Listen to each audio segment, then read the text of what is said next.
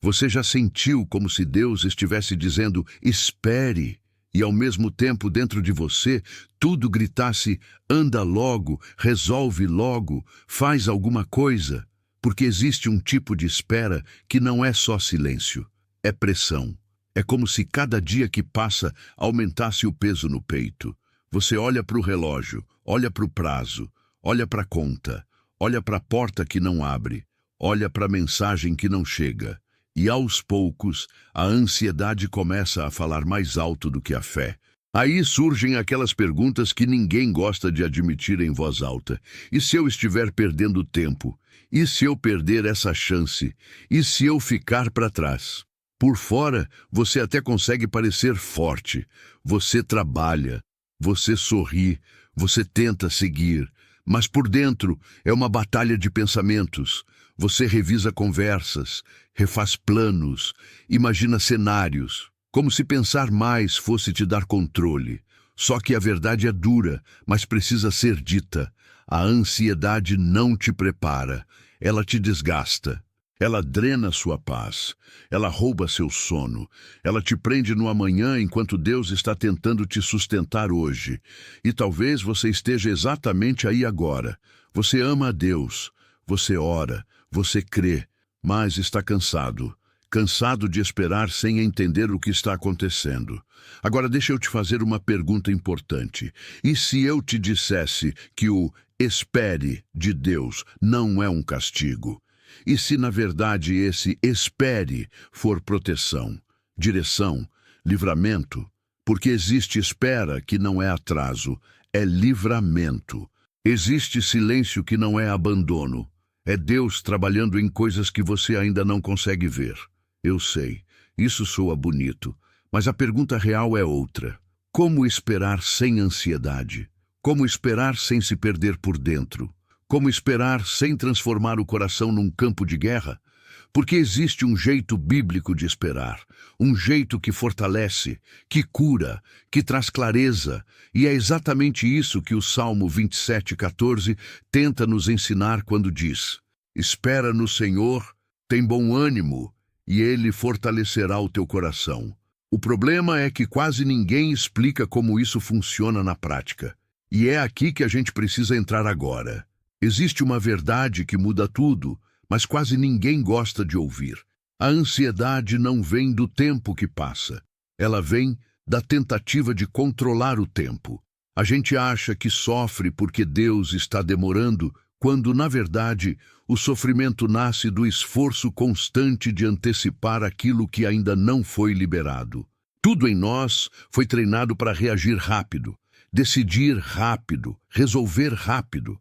Mas o reino de Deus não funciona no ritmo da urgência. Ele funciona no ritmo da maturação. Talvez você tenha aprendido que esperar é sinal de fraqueza, de atraso, de perda de oportunidade. Mas, biblicamente, esperar no Senhor nunca foi passividade. Esperar é um posicionamento espiritual ativo.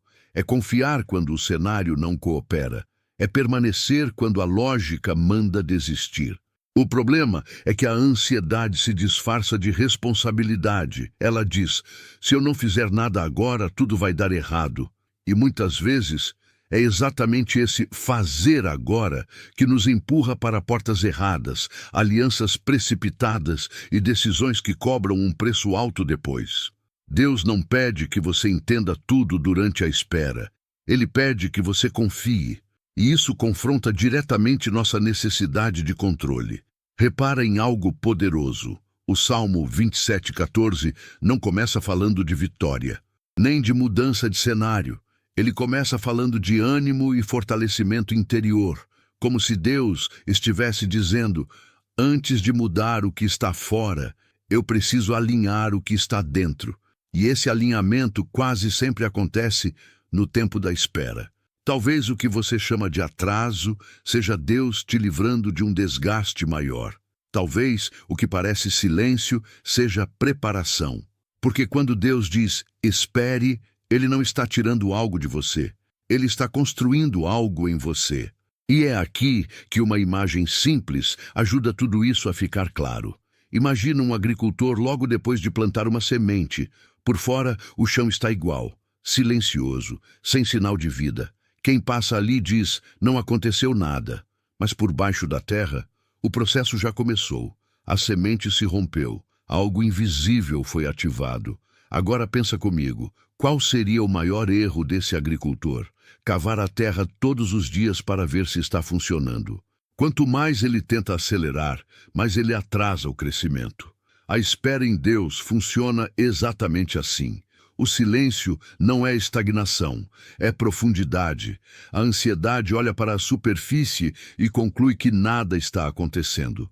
A fé confia no processo que ainda não pode ser visto. E é por isso que esperar dói, porque exige acreditar antes de poder provar. Enquanto o coração ansioso quer arrancar a semente, Deus pede algo mais difícil: permanecer, confiar, deixar o tempo cumprir o que foi iniciado. Nem todo crescimento faz barulho, nem toda resposta vem com sinal visível imediato. Muitas das maiores obras de Deus acontecem no escuro, no silêncio, no subterrâneo do coração.